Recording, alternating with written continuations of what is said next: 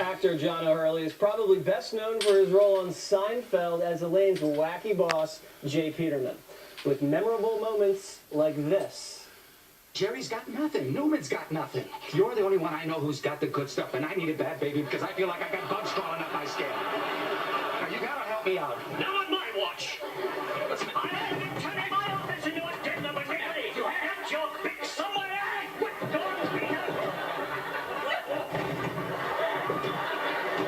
Mr. Peterman, what are you doing? Elaine, you're out of control. You need help. Huh? I know what you're going through. I, too, once fell under the spell of opium. But John is also one of the few conservatives in Hollywood, and he joins me now.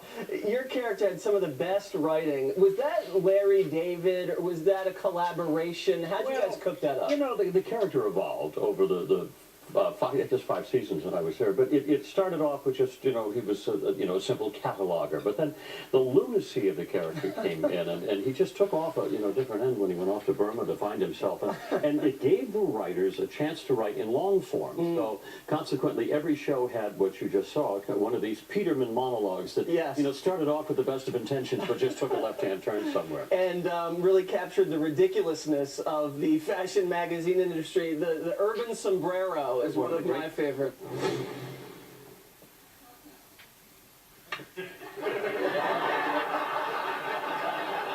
What is that? The urban sombrero. I put it on the cover. Oh, when he sees the cover. One of the great sight gags ever. So, a lot of the other players on Seinfeld, Elaine Bennis, played by Julia Louis-Dreyfus, and Larry David, the creator, and Jerry Seinfeld, Democrats. But the show never got political, and I thought that was probably one of the most appealing things about the show. There were many appealing things about the show, and the most important was, and especially in this age, that it was about talking. There were no cell phones in Seinfeld. Everything was about engaging another person. Now, they were sitting in a booth, and it was about talking. And that's, in this world of divisiveness right now, when you're either this or that, it's like I've never seen a temper to this country like I have right now. And it makes me sad that I can't have my point of view respected by anybody else without them going into a spasm of disgust that I happen to have supported Trump. And I'm going, why can't you understand that people feel differently? That we don't, in Hollywood, have to walk like lemmings to the sea and follow each other off the cliff. I just don't get it. I think that we're a kinder and we're gentler society than that, where we can engage people thinking differently. If they made Seinfeld today, they'd probably have those people at the coffee shop not speaking to each other, just sitting here texting each other and tweeting. I'm the first one to say that Seinfeld can't work today because the cell phone would have killed it. Right. It was about people engaging and thoughtfully engaging in minutia. People wouldn't even talk about minutia. There'd be, half a conversation up to you like this. That's right. The whole series wouldn't work in the same way. It was about the loneliness and the desperation and needing to vent. But going back to what you were saying about the spasm of anger, why do you think Hollywood in particular, in the industry, has become so hostile to President Trump? Well, I mean, traditionally they have always been a liberal.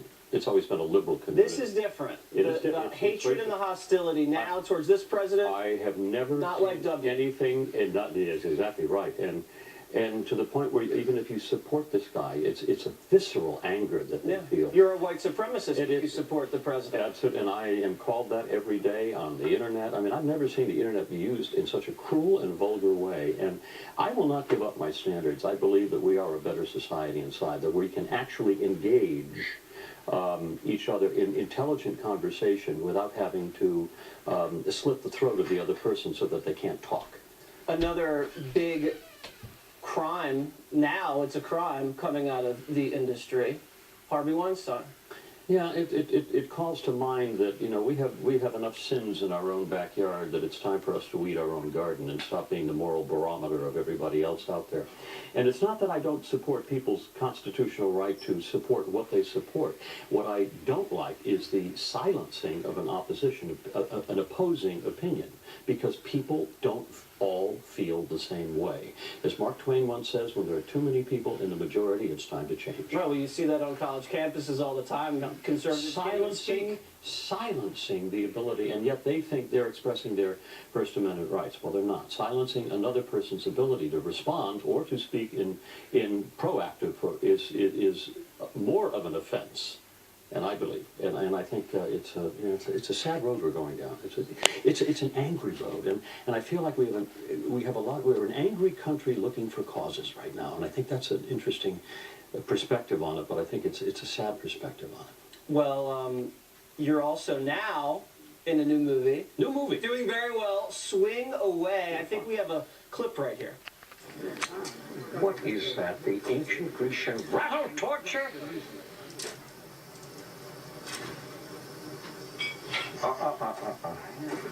God and I both saw that, Mr. Henderson. Really?